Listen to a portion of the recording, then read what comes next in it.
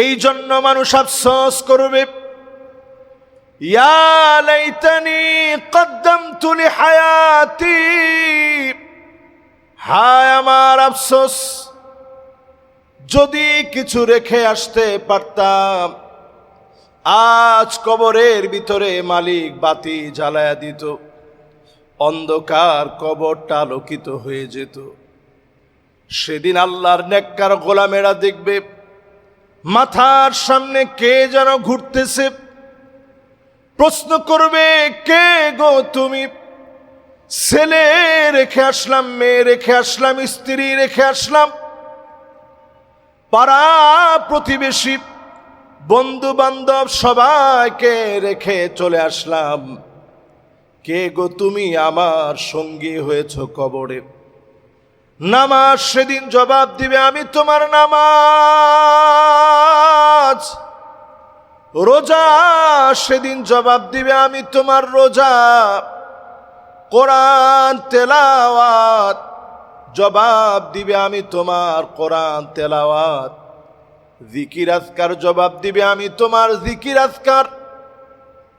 মানুষের সঙ্গে সেদিন সঙ্গী হয়ে যাবে, আমলগুলো সেদিন একাকী নিবৃতে অন্ধকার কবরের ভিতরে বাতি হয়ে জ্বলবে।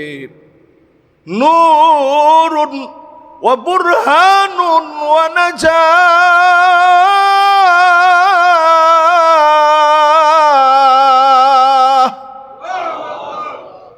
সেদিন আপনার এই আমলগুলা সেদিন নাজাতের ফয়সালা হয়ে দাঁড়ায় যাবে।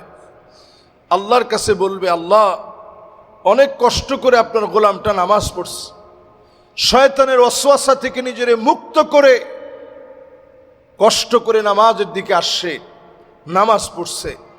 আল্লাহ তুমি না অনেক দয়ালু, অনেক মায়া তোমার, আল্লাহ তুমি মাফ করে দাও। সেই দিন নামাজ যখন ফরিয়াদ করবে, রোজা যখন ফরিয়াদ করবে, অন্ধকার কবরের ভিতরে আল্লাহ আলো জ্বালায়া দিবে। অসংখ্য গোলামদেরকে যিনি মাফ করে দিবেন তিনি কে? এই জন্য 1 নাম্বার আফসোস, যদি কিছু রেখে আসতে পারতাম।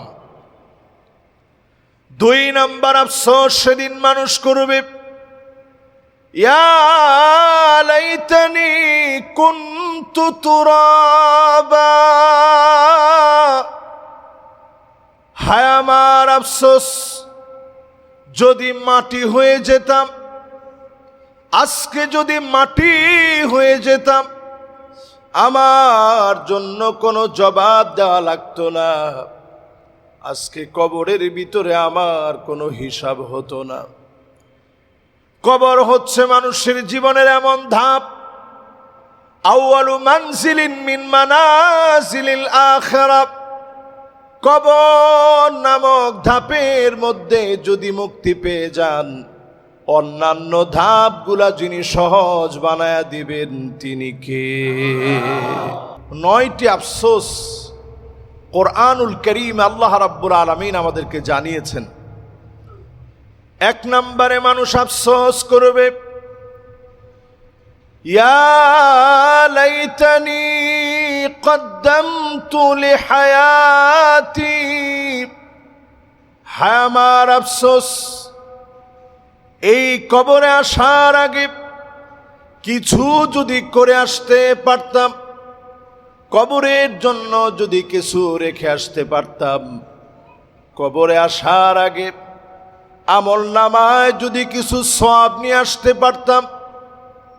মানুষ সেদিন আফসোস করে পাল্লার দিকে তাকায় থাকবে, আফসোস করবে কিছু যদি পাঠাতে পারতাম। সেই আফসোস সেদিন আফসোস রয়ে যাবে। জবান দিয়ে যারা মালিকের প্রশংসা করেছেন, আলহামদুলিল্লাহি তামলাউল মিজান, আলহামদুলিল্লাহ যারা বলছেন, যারা বলার চেষ্টা করেছেন, মন থেকে যারা প্রশংসা করেছেন, দাড়ি পাল্লা যিনি ভারী বানায় দিবেন তিনি কে? দুনিয়ার জীবনে যদি আফসোস থেকে বাঁচতে হয়, জিকিরের সাথে থাকা খুব কঠিন তেমন কিছু না। কিছু কিছু জিক্র উচ্চারণ করা একেবারে সহজ, সবাই আমরা জানি, পারি, মুখস্থ আছে। যেমন আলহামদুলিল্লাহ বলা, সুবহানাল্লাহ বলা, আস্তাগফিরুল্লাহ বলা, লা ইলাহা ইল্লাল্লাহ বলা, লা হাওলা ওয়ালা কুওয়াতা ইল্লা বিল্লাহ পড়া সহজ না কঠিন?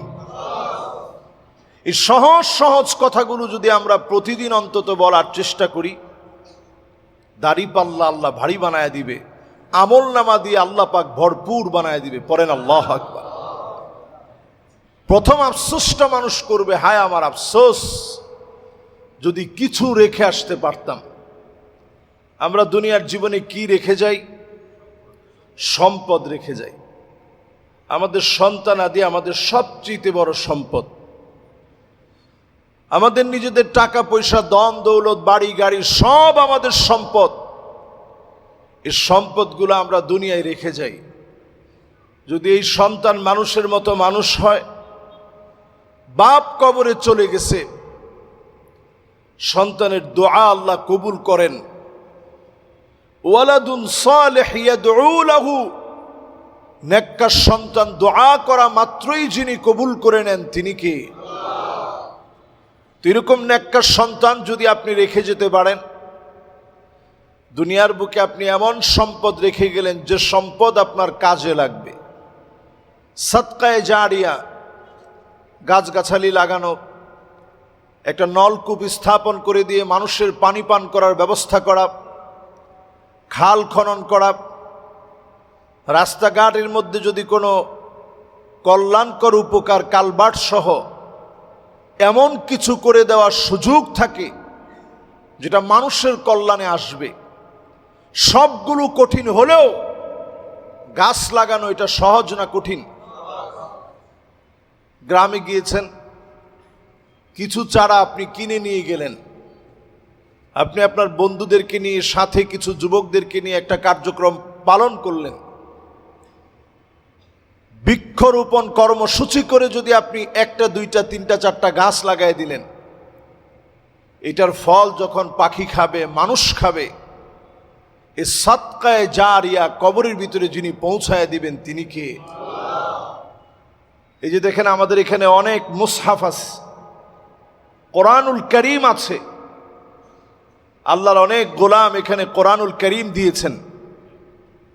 আপনি ধরেন এখানে আসছেন, সূরা কাহাফ বাসায় কিছু পড়ছিলেন, সূরা কাহাফ, এইখানে এসে কয়েকটা পৃষ্ঠা পড়লেন, অথবা কোরআনুল কারীমের যেই কোনো জায়গা থেকে তেলাওয়াত করলেন, যিনি এই মুসহাফটা কিনে দিয়েছেন দুনিয়া থেকে হয়তো তিনি চলে গেছেন, এই ব্যক্তির জন্য যখন আপনি কোরআনুল কারীম তেলাওয়াত করবেন, সওয়াব যিনি আমল নামায় পৌঁছায় দিবেন তিনি কে? আমাদের এই মসজিদে যারা জায়গা দিয়েছেন, জমি দিয়েছেন, শ্রম দিয়েছেন, অর্থ দিয়েছেন, অনেকেই কবরে চলে গেছেন।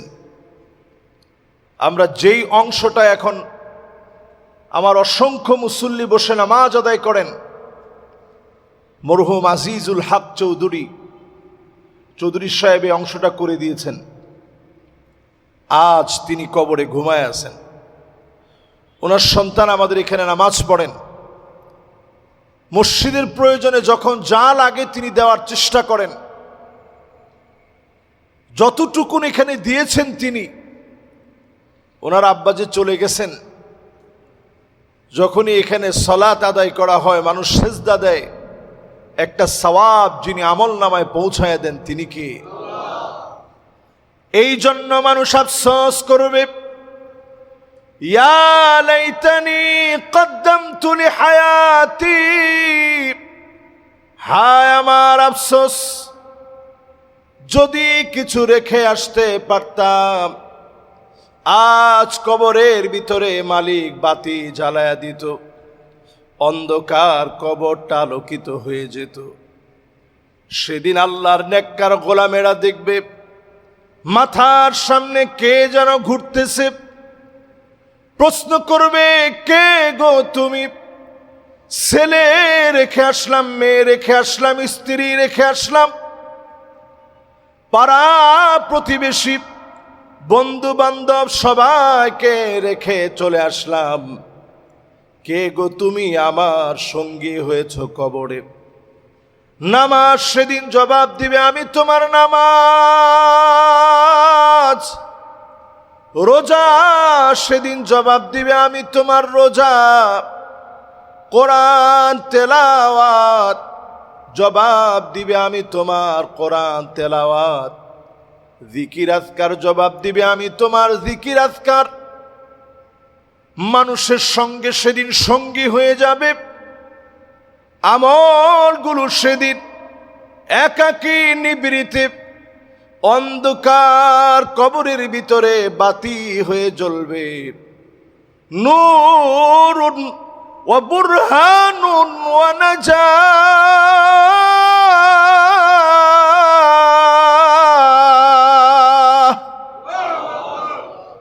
সেদিন আপনার এই আমলগুলা সেদিন নাজাতের ফয়সালা হয়ে দাঁড়ায় যাবে।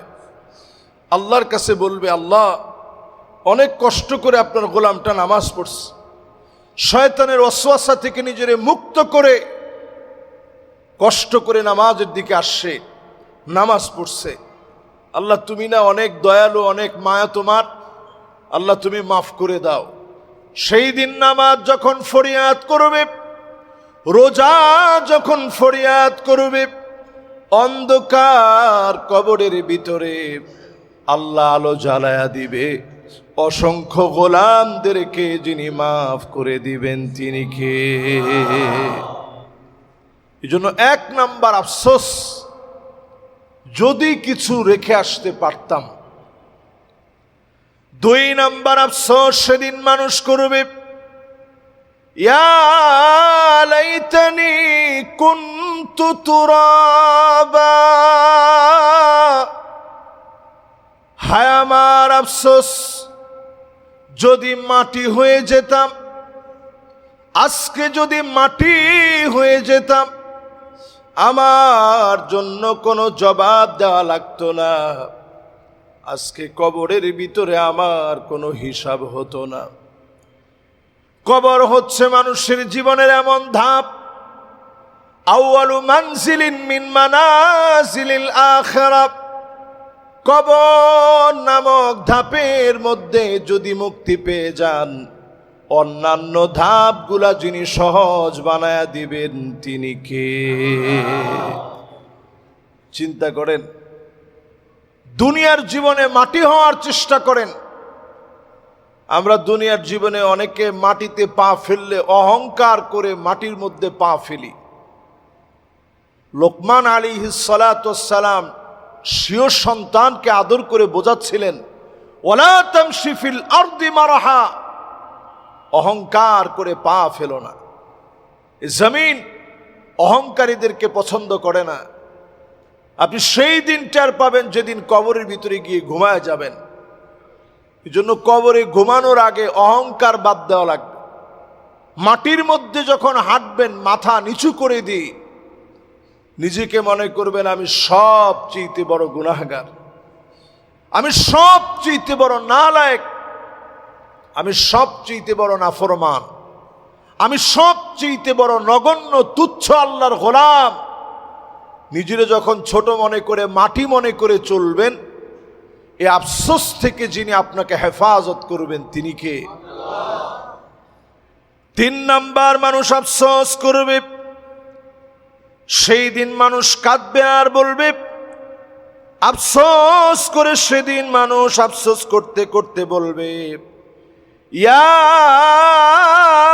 লাইতানি লাম উতা কিতাবিয়া। হায় আমার আফসোস, বাম হাতে মালিক, কেন আপনি আমাকে হিসাব দিলেন? নিজে নিজের হাতগুলা সেদিন চাবাবে, কামড়িয়ে কামড়িয়ে ছিঁড়ে ফেলবে, থেতলে ফেলবে। বাম হাতে যার আমলনামা যাবে, সেই লোকটা সেদিন দুর্ভাগা হয়ে যাবে। আল্লাহর গোলামদেরকে ডান হাতে সেদিন আমল নামা দিবেন। হাসতে হাসতে সেদিন আল্লাহর গোলামেরা জান্নাতি হয়ে যাবে।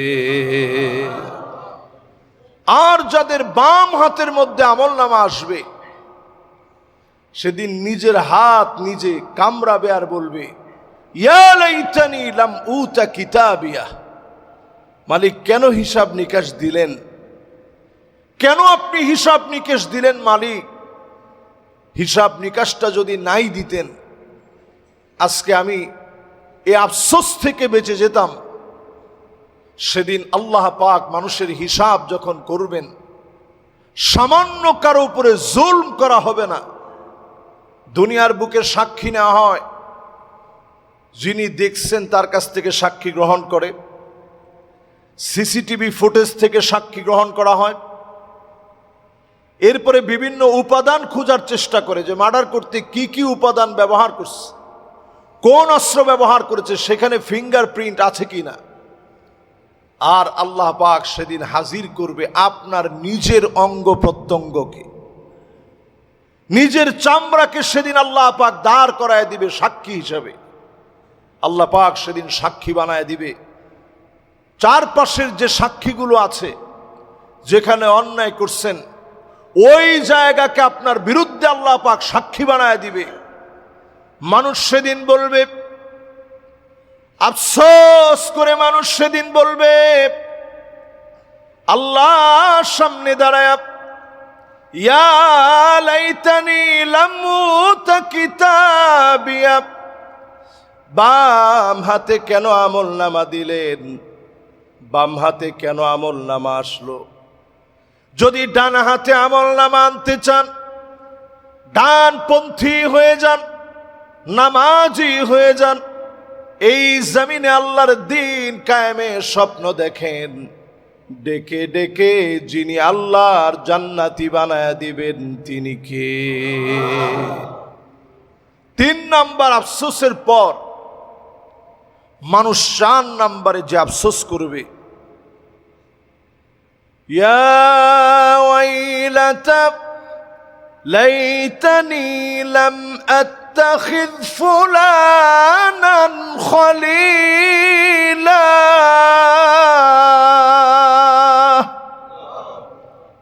আফসোস করে সেদিন বলবে, হায় আমার আফসোস,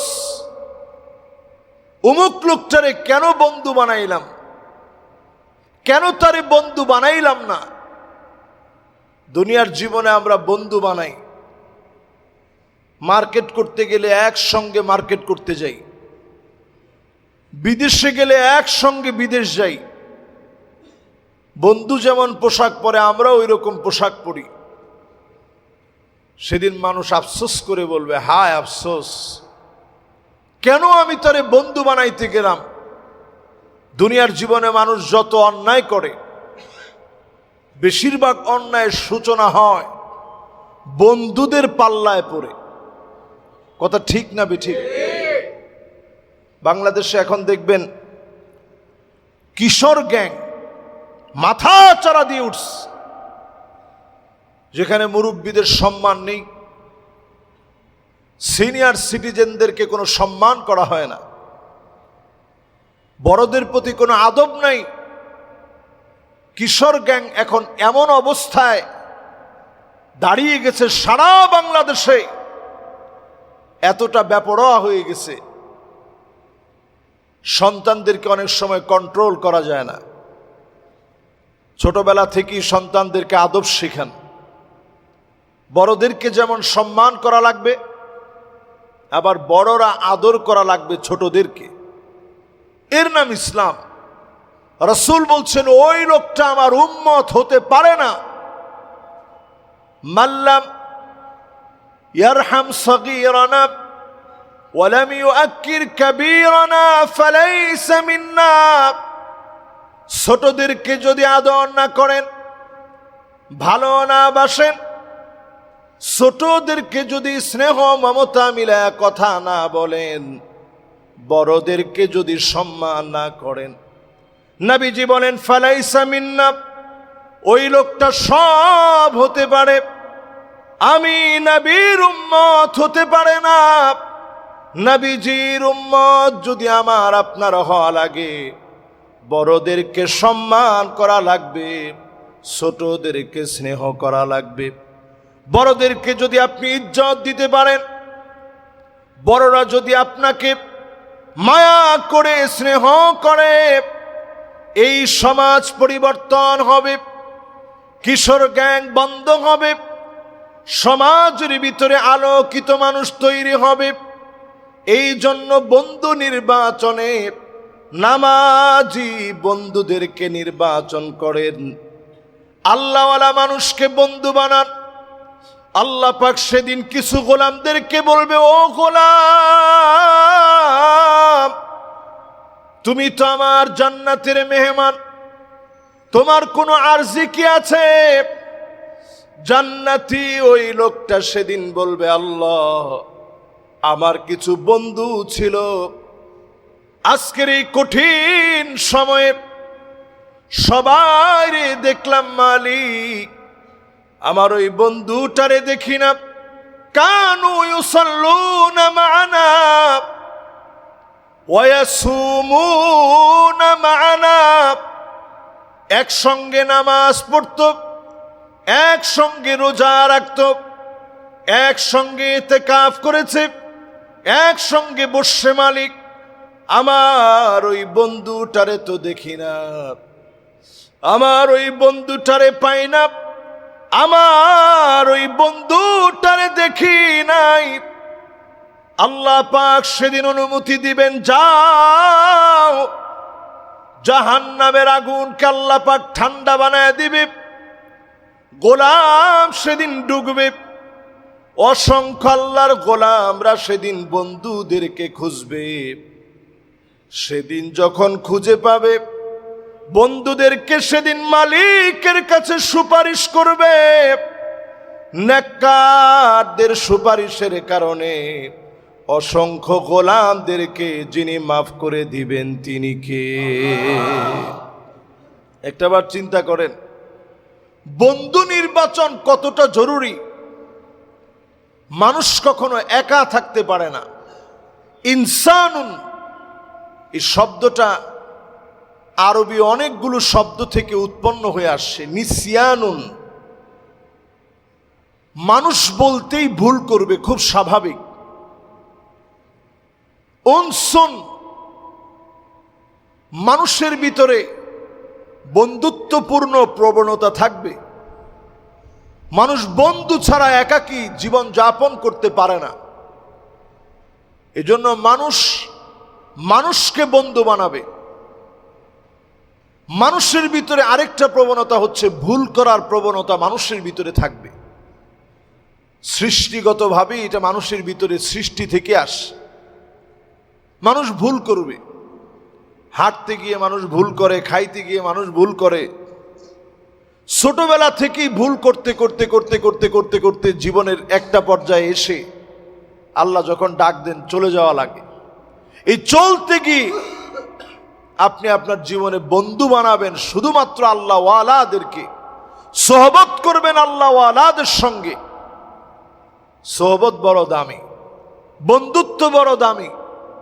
নেককারদের সঙ্গে আপনি বন্ধুত্ব করবেন, যে আপনাকে ফোন দিয়ে জাগিয়ে দিবে ফজরের সময়, ওই লোকটাকে আপনি বন্ধু বানাবেন। যে সিনেমা দেখার জন্য আপনাকে ডেকে নিয়ে যায়, ওই লোক সব হতে পারে, আপনার বন্ধু হতে পারে না। ঠিক কিনা বলেন? এজন্য বন্ধু বানাবেন তারে, যেই লোকটা আপনারা বলবে যে শাওয়ালের রোজাগুলো আমি তো 4টা রাখছি, বাকি 2টা আছে, তোর কয়টা হয়েছে? আপনার মনে পড়ে গেল যে হায়রে আমারও তো রোজাগুলো রাখা দরকার। আপনার বন্ধু হবে সে। ফজরের নামাজের সময় এসে আপনারা বলবে, দোস্ত আল্লাহ তৌফিক দিছিল, 2টা রাকাত তাহাজ্জুদ আজকে পড়ছি, কি যে শান্তি লাগছে। আপনি পরের দিন চিন্তা করলেন আমিও একটু তাহাজ্জুদ পড়ি। বন্ধু হবে সে যে আপনারা বলবে যে আলহামদুলিল্লাহ, আমি নামাজের ভিতরে যেই সূরাগুলো তেলাওয়াত করে, সচরাচর যে সূরাগুলো আমরা পড়ি, আমি শুদ্ধভাবে শেখার চেষ্টা করছি, তোর অবস্থা কি বন্ধু? আয় আমরা দুইজন একটু পড়ে পড়ে শোনাই। সে হবে আপনার বন্ধু। নেককার দিনদারদেরকে যদি আপনি বন্ধু বানান, আমলের ভিতরে হয়তো তেমন আমল আপনার নাই, কিন্তু একটা নেককার বন্ধুর কারণে যিনি আপনাকে সেদিন মাফ করে দিতে পারেন তিনি কি? 4 নাম্বার আফসোসের পরে 5ম নাম্বার আফসোস, সেদিন মানুষ আফসোস করে বলবে, ইয়া লাইতানা আতা'না আল্লাহ ওয়া আতা'নার রাসূলা। হায় আমার আফসোস, যদি আল্লাহ এবং তার রসূলের আনুগত্য করতাম, আল্লাহ এবং তার রসূলকে যদি মানতাম, আজকে হাসতে হাসতে আল্লাহর জান্নাতি হতাম। আল্লাহ এবং তার রসূলকে যদি মানতে পারতাম জীবনের সকল ক্ষেত্রে, শুধুমাত্র মসজিদে আসছেন এই সময় আপনি আল্লাহরে মানেন, রসূলরে মানেন, সুন্দর পোশাক পরে আপনি আসলেন, ব্যবসা বাণিজ্য করতে সেই জায়গায় আপনি আল্লাহরে ভুলে গেলেন, লেনদেনের ভিতরে হারাম লেনদেন করলেন, সুদি কারবার করলেন, আবার নামাজে আপনি প্রথম কাতারে এসে দাঁড়ালেন। বলেন তো আসলে লাভ হবে? সবাই কিন্তু বলেন নাই লাভ হবে। আখিরি জামানাটা এমন হবে, ইস্তাহিল্লুনাল হিরা ওয়াল হারির। আখিরি জামানায় মানুষ এমন হয়ে যাবে, একটা সময় ছিল মানুষ মদ পান করত কিন্তু হারাম মনে করত, কিন্তু আখিরি জামানাটা এমন হবে হালাল মনে করার কারণে মানুষের ঈমান ধ্বংস হয়ে যাবে। বাংলাদেশের কোন একটা মদ কোম্পানির মার্কেটিং হেড, যিনি হেড অফ মার্কেটিং, তার কাছ থেকে যখন সাক্ষাৎকার চেয়েছে যে আপনার ব্র্যান্ড কেমন চলতেছে, সে বলতেছে আলহামদুলিল্লাহ খুব ভালো চলতেছে, ইনশাআল্লাহ অচিরেই এটা বিশ্বময় ছড়িয়ে যাবে, আমাদের ব্র্যান্ড ভ্যালু খুব ভালো, আপনারা দোয়া করলে আপনাদের এই ব্র্যান্ড বিশ্বময় ছড়ায় যাবে।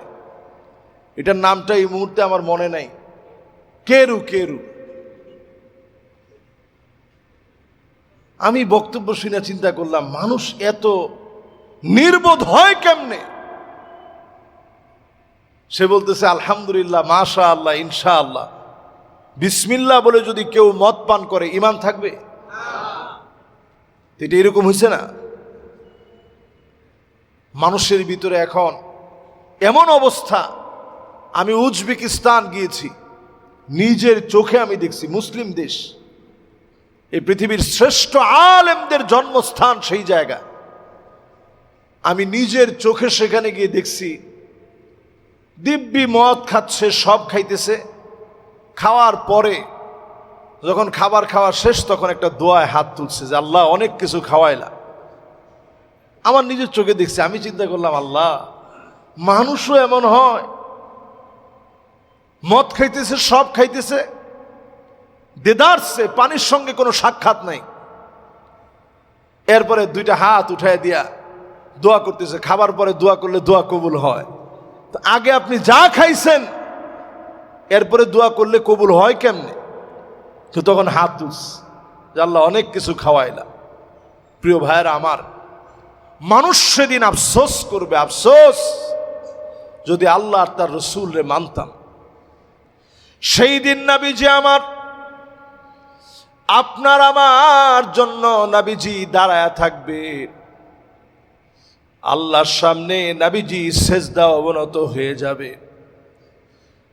আল্লাহ পাক বলবে ইরফা রাসাক, ও নবী মাথা উঠান, সাল তুতব ইশফা তুশাফা, ও নবী যা মনে চায় একটুখানি চান, ও নবী যারে মনে চায় শাফাত করেন, অনেক কেঁদেছেন উম্মতের জন্য দুনিয়ায়, আজ আর কাঁদবেন না নবী, যা মনে চায় চান, চাইতে দেরি হবে, যিনি দিতে দেরি করবেন না তিনি কে? এজন্য নবীজিরে মানেন, নবীজির আদর্শের দিকে আসেন। ৬ষ্ঠ নাম্বারে সেদিন মানুষ আফসোস করে বলবে, ইয়া লাইতানি ইত্তাখাযতু মা'আর রাসূলি সাবিলা। হায় আমার আফসোস, রসুলের পথ কেন আঁকড়ে ধরলাম না, সুন্নাহ কেন আঁকড়ে ধরলাম না। কয়জন আমরা সুন্নাহ মানি? এখনকার সময় আমরা ঘুমাই রাত 2টায়, এরপরে ঘুম থেকে উঠি সকাল 10টায়। অনেকের ফতোয়া জানা আছে, ঘুমের ঘরে যদি ফজর যায়, উঠেই অজুটা করে নামাজ পড়ে নিলে আল্লাহ মাফ করে দিবে। এটা কি প্রতিদিন? হ্যাঁ, ধরেন একদিন হইছে, মাসের ভিতরে আপনার একদিন এমন একটা ঘটনা হয়ে গেছে যে আপনি হয়তো ওই দিন উঠতে পারেন নাই, নামাজটা পড়তে পারেন নাই। 3 মাসে একদিন হয়েছে, 6 মাসে একদিন হয়ে গেছে। যিনি মাফ করে দিবেন তিনি কে? আল্লাহ কলমটা বন্ধ রাখেন। কিন্তু এটা যদি প্রত্যেক দিনের অভ্যাস হয়, আপনি নিশ্চিতভাবে লিখে রাখেন, যিনি আপনাকে কঠিনভাবে পাকড়াও করবেন তিনি কে? প্রিয় ভাইরা আমার, 7 নম্বরে সেদিন মানুষ আফসোস করে বলবে, ইয়া লাইতানি কুনতু মা'আহুম ফাআফুযা ফাওজান আযীমা। ওই লোকগুলোর সঙ্গে যদি চলতাম, আজকে বিজয়ী হয়ে যেতাম, নিজেকে বিজয়ী দেখতাম। দুনিয়ার জীবনে যারা মার খেয়েছে, জুলুম সহ্য করেছে, নির্যাতিত নিপীড়িত হয়েছে, এই মাজলুমদের পাশে যদি থাকতাম, আজকে মালিক আমাকে তাদের মতো সম্মানিত বানায়া দিতেন, মর্যাদাপূর্ণ জীবন দিতেন। ফাফুজা ফাওজান আযীমা। আল্লাহ আজকে কত সম্মান দিতেন, জিল্লতির জীবন দিতেন না, অপমানের জীবন দিতেন না। সেদিন মানুষ আফসোস করে বলবে, যদি আজকে আমরা তাদের সঙ্গে চলতাম কতই না ভালো হতো, তাদের সঙ্গে বিজয়ী হয়ে যেতাম। কারণ সেদিন নেককারদেরকে ডেকে ডেকে যিনি কথা বলবেন তিনি কে? আমার আল্লাহ উপর থেকে সেদিন সালাম দিবেন, সালামুন কওলাম মির রাব্বির রহিম।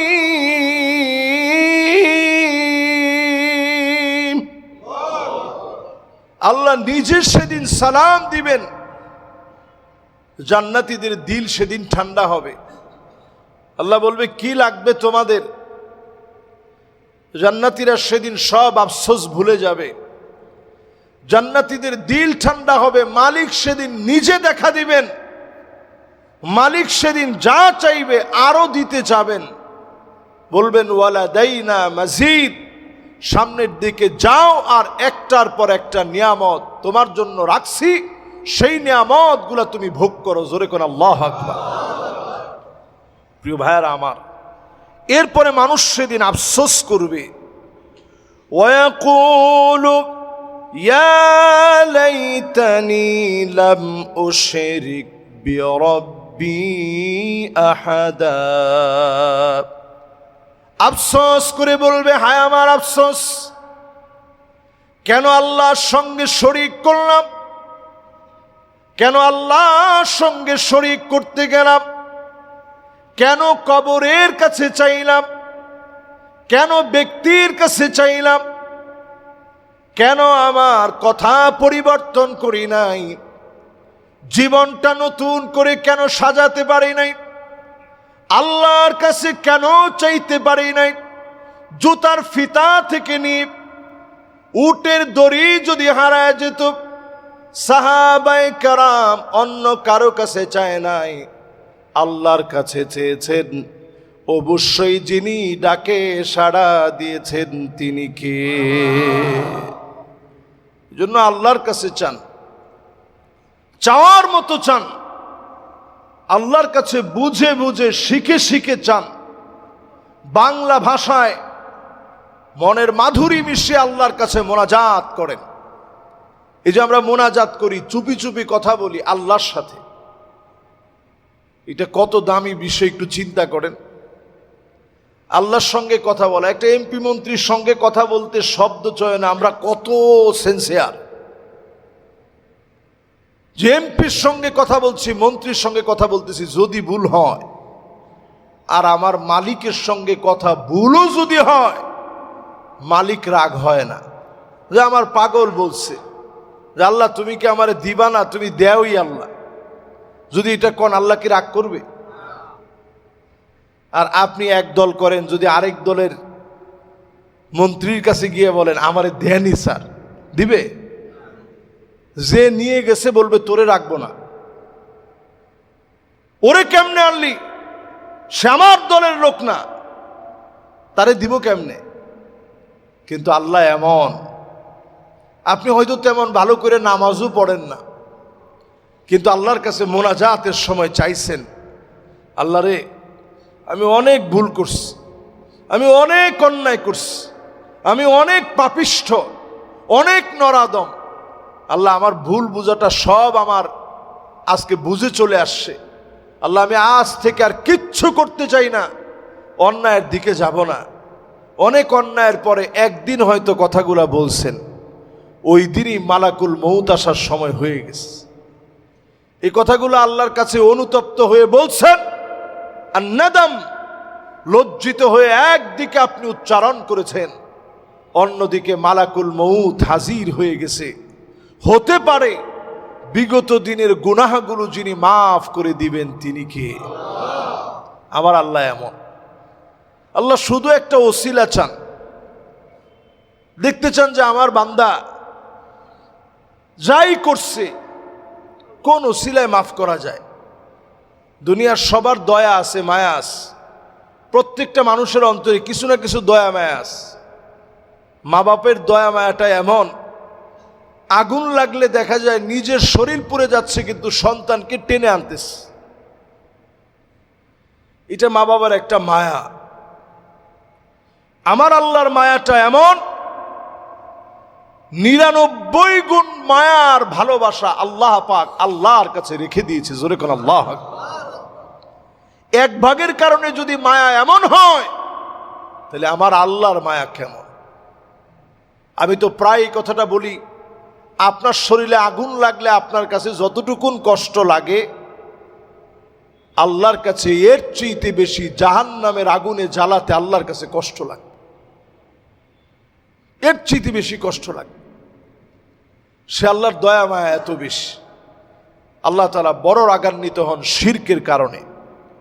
এরপরে শেষ আফসোস মানুষ সেদিন করবে, 9 নাম্বার আফসোস, ইয়া লাইতানা নুরাদ্দু ওয়ালা নুকাযযিবা বিআয়াতি রাব্বিনা ওয়া নাকুনা মিনাল মুমিনিন। হায় আমার আফসোস, কেন কোরআনকে মিথ্যা মনে করলাম? কেন মনে করলাম কোরআন দিয়ে কনস্টিটিউশন হবে না, কোরআন দিয়ে মানুষের পরিবর্তন হবে না, কোরআন দিয়ে সংস্কার হবে না? যারা এমন মনে করবে সেদিন আফসোস করা লাগবে, কোরআন দিয়ে যিনি আমাদেরকে পরিবর্তন করে দিবেন তিনি কে? আজকে আমেরিকার দিকে তাকায় দেখেন, যেই পরিমাণ মানুষ বিগত 1 মাসে আমেরিকাতে শুধুমাত্র হত্যা হয়েছে, আমেরিকার ভিতরে তাদের বিতর্গত নেশার কারণে, তাদের বিতর্গত নিজেদের হেজিটেশনের কারণে, জীবন নিয়ে সন্দেহীন হওয়ার কারণে সেদিনও একজন বাংলাদেশি নারীকে মেরে ফেলছে। আপনারা দেখছেন না ভিডিও?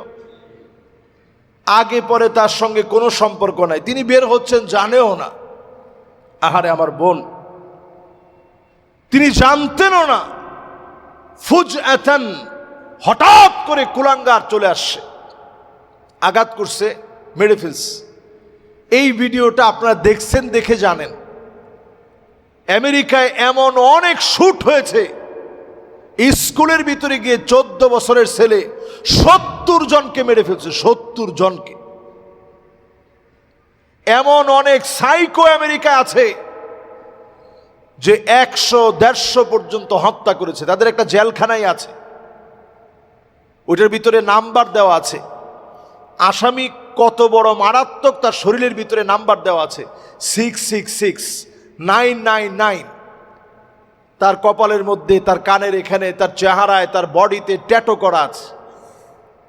তো যারা শান্তির বার্তা শোনায় তাদের আদর্শিক অধপতন এত মারাত্মক হয়েছে, তাদের এখানে হত্যাযজ্ঞ এত পরিমাণ হচ্ছে যেগুলার সংবাদ আপনারা জানেন না। জানলে পৃথিবীবাসী তাদের কাছ থেকে নেওয়ার মতো কিচ্ছু পাবে না। একমাত্র যদি শান্তি খুঁজতে হয়, এই পৃথিবীবাসীকে শান্তি একমাত্র দিতে পারে আল্লাহর কোরআন। জোরে কোন আল্লাহর কোরআন আর নবীজির সুন্নাহ। নবীজির এই দুইটা আল্লাহ রাব্বুল আলামিন পৃথিবীবাসীর শান্তির জন্য কনস্টিটিউশন হিসাবে দিয়েছেন। সুতরাং এই আফসোস রয়েই যাবে যদি আপনি আমি এ সমাজ পরিবর্তনের অংশ যদি না হই, নিজেরে যদি পরিবর্তন না করি। আসুন কবরের জীবনের আফসোস থেকে বাঁচার জন্য দুনিয়ার জীবনের এই হায়াতকে কাজে লাগাই। আল্লাহ যেন আমাদের জিন্দেগির গুনাহ খাতা মাফ করে দেন, পড়েন আমিন। এই জন্য মানুষ আফসোস করবে, ইয়া লাইতানি কদ্দামতু লিহায়াতি, হায় আমার আফসোস, যদি কিছু রেখে আসতে পারতাম। আজ কবরের ভিতরে মালিক বাতি জ্বালায়া দিত, অন্ধকার কবরটা আলোকিত হয়ে যেত। সেদিন আল্লাহর নেককার গোলামেরা দেখবে মাথার সামনে কে যেন ঘুরতেছে, প্রশ্ন করবে, কে গো তুমি?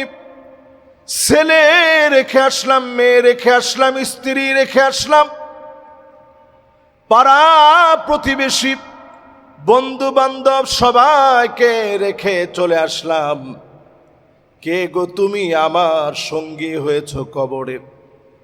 নামাজ সেদিন জবাব দিবে, আমি তোমার নামাজ। রোজা সেদিন জবাব দিবে, আমি তোমার রোজা। কোরআন তেলাওয়াত জবাব দিবে, আমি তোমার কোরআন তেলাওয়াত। জিকির আজকার জবাব দিবে, আমি তোমার জিকির আজকার। মানুষের সঙ্গে সেদিন সঙ্গী হয়ে যাবে, আমলগুলো সেদিন একাকী নিবৃতে অন্ধকার কবরের ভিতরে বাতি হয়ে জ্বলবে।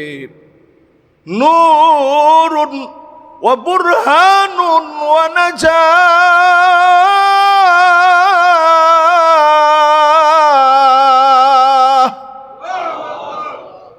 সেদিন আপনার এই আমলগুলা সেদিন নাজাতের ফয়সালা হয়ে দাঁড়ায় যাবে। আল্লাহর কাছে বলবে, আল্লাহ অনেক কষ্ট করে আপনার গোলামটা নামাজ পড়ছে, শয়তানের ওয়াসওয়াসা থেকে নিজেরে মুক্ত করে কষ্ট করে নামাজের দিকে আসছে, নামাজ পড়ছে। আল্লাহ তুমি না অনেক দয়ালু, অনেক মায়া তোমার, আল্লাহ তুমি মাফ করে দাও। সেই দিন নামাজ যখন ফরিয়াদ করবে, রোজা যখন ফরিয়াদ করবে, অন্ধকার কবরের ভিতরে আল্লাহ আলো জ্বালায়া দিবে। অসংখ্য গোলামদেরকে যিনি মাফ করে দিবেন তিনি কে? এই জন্য 1 নাম্বার আফসোস, যদি কিছু রেখে আসতে পারতাম। 2 নাম্বার আফসোস সেদিন মানুষ করবে, ইয়া লাইতানি কুনতু তুরাবা, হায় আমার আফসোস যদি মাটি হয়ে যেতাম, আজকে যদি মাটি হয়ে যেতাম, আমার জন্য কোনো জবাব দেওয়া লাগতো না, আজকে কবরের ভিতরে আমার কোনো হিসাব হতো না।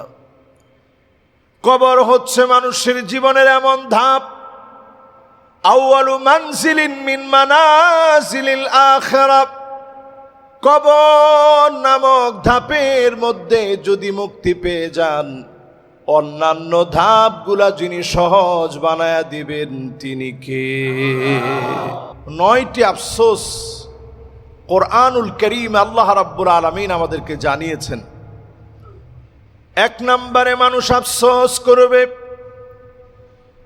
ইয়া লাইতানি কদ্দামতু লিহায়াতি, হায় আমার আফসোস এই কবরে আসার আগে কিছু যদি করে আসতে পারতাম, কবরের জন্য যদি কিছু রেখে আসতে পারতাম, কবরে আসার আগে আমল নামায় যদি কিছু সওয়াব নিয়ে আসতে পারতাম। মানুষ সেদিন আফসোস করে পাল্লার দিকে তাকায় থাকবে, আফসোস করবে কিছু যদি পাঠাতে পারতাম। সেই আফসোস সেদিন আফসোস রয়ে যাবে। জবান দিয়ে যারা মালিকের প্রশংসা করেছেন, আলহামদুলিল্লাহি তামলাউল মিজান, আলহামদুলিল্লাহ যারা বলছেন, যারা বলার চেষ্টা করেছেন, মন থেকে যারা প্রশংসা করেছেন, দাড়ি পাল্লা যিনি ভারী বানায় দিবেন তিনি কে? দুনিয়ার জীবনে যদি আফসোস থেকে বাঁচতে হয়, জিকিরের সাথে থাকা খুব কঠিন তেমন কিছু না। কিছু কিছু জিক্র উচ্চারণ করা একেবারে সহজ, সবাই আমরা জানি, পারি, মুখস্থ আছে। যেমন আলহামদুলিল্লাহ বলা, সুবহানাল্লাহ বলা, আস্তাগফিরুল্লাহ বলা, লা ইলাহা ইল্লাল্লাহ বলা, লা হাওলা ওয়ালা কুওয়াতা ইল্লা বিল্লাহ পড়া সহজ না কঠিন? এই সহজ সহজ কথাগুলো যদি আমরা প্রতিদিন অন্তত বলার চেষ্টা করি, দাড়ি পাল্লা আল্লাহ ভারী বানায় দিবে, আমল নামা দিয়ে আল্লাহ পাক ভরপুর বানায় দিবে। পড়েন আল্লাহু আকবার। প্রথম আফসোসটা মানুষ করবে, হায় আমার আফসোস যদি কিছু রেখে আসতে পারতাম। আমরা দুনিয়ার জীবনে কি রেখে যাই? সম্পদ রেখে যাই। আমাদের সন্তান আদি আমাদের সবচেয়ে বড় সম্পদ।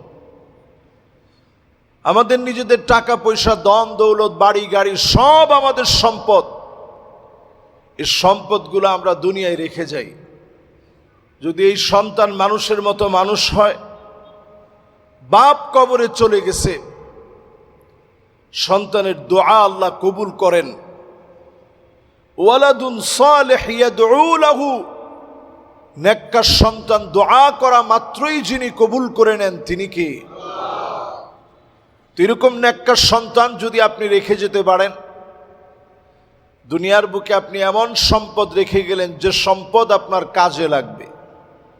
সাদকায়ে জারিয়া, গাছগাছালি লাগানো, একটা নলকূপ স্থাপন করে দিয়ে মানুষের পানি পান করার ব্যবস্থা করা, খাল খনন করা, রাস্তাঘাটের মধ্যে যদি কোনো কল্যাণকর উপকার, কালভার্ট সহ এমন কিছু করে দেওয়ার সুযোগ থাকে যেটা মানুষের কল্যাণে আসবে।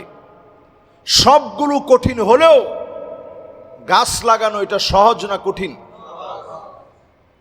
গ্রামে গিয়েছেন, কিছু চারা আপনি কিনে নিয়ে গেলেন, আপনি আপনার বন্ধুদেরকে নিয়ে, সাথে কিছু যুবকদেরকে নিয়ে একটা কার্যক্রম পালন করলেন। বৃক্ষরোপণ কর্মসূচি করে যদি আপনি 1টা 2টা 3টা 4টা গাছ লাগাই দিলেন, এটার ফল যখন পাখি খাবে, মানুষ খাবে, এই সাদকায়ে জারিয়া কবরের ভিতরে যিনি পৌঁছায় দিবেন তিনি কে?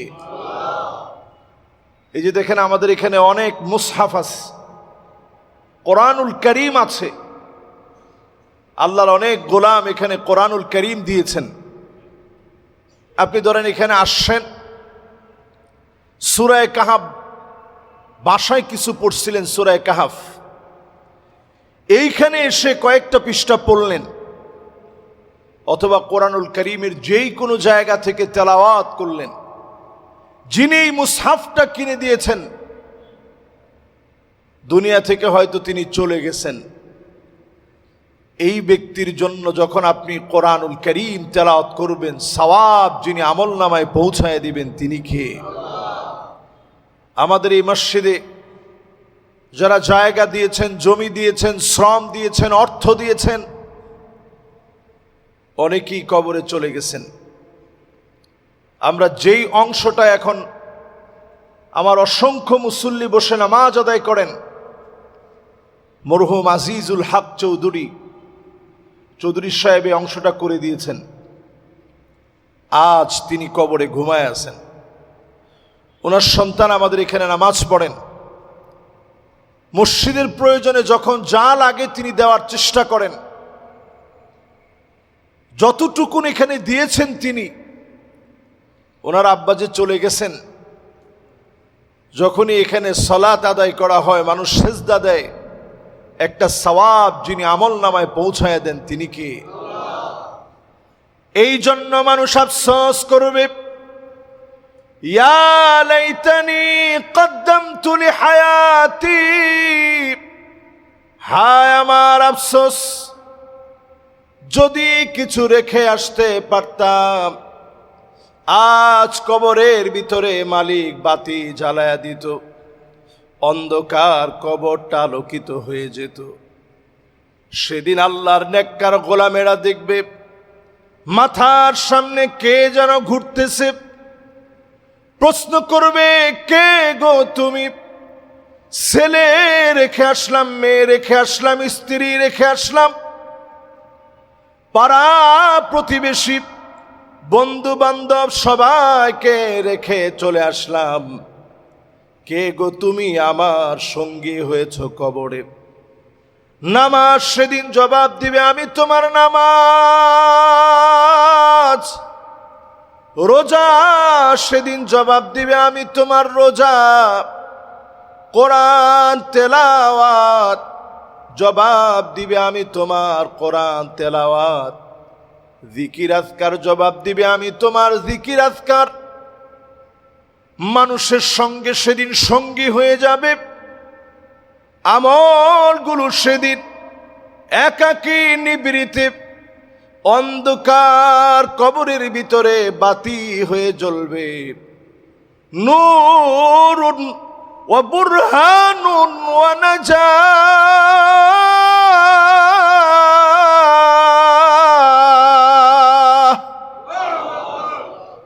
সেদিন আপনার এই আমলগুলা সেদিন নাজাতের ফায়সালা হয়ে দাঁড়ায় যাবে। আল্লাহর কাছে বলবে, আল্লাহ অনেক কষ্ট করে আপনার গোলামটা নামাজ পড়ছে, শয়তানের ওয়াসওয়াসা থেকে নিজেরে মুক্ত করে কষ্ট করে নামাজের দিকে আসছে, নামাজ পড়ছে। আল্লাহ তুমি না অনেক দয়ালু, অনেক মায়া তোমার, আল্লাহ তুমি মাফ করে দাও। সেই দিন নামাজ যখন ফরিয়াদ করবে, রোজা যখন ফরিয়াদ করবে, অন্ধকার কবরের ভিতরে আল্লাহ আলো জ্বালায়া দিবে। অসংখ্য গোলামদেরকে যিনি মাফ করে দিবেন তিনি কে? এই জন্য 1 নাম্বার আফসোস, যদি কিছু রেখে আসতে পারতাম। 2 নাম্বার আফসোস সেদিন মানুষ করবে, ইয়া লাইতানি কুনতু তুরাবা, হায় আমার আফসোস, যদি মাটি হয়ে যেতাম। আজকে যদি মাটি হয়ে যেতাম, আমার জন্য কোনো জবাব দেওয়া লাগতো না, আজকে কবরের ভিতরে আমার কোনো হিসাব হতো না। কবর হচ্ছে মানুষের জীবনের এমন ধাপ, আউয়ালু মানজিলিন মিন মানাজিলিল আখিরাহ। কবর নামক ধাপের মধ্যে যদি মুক্তি পেয়ে যান, অন্যান্য ধাপগুলা যিনি সহজ বানায়া দিবেন তিনি কে?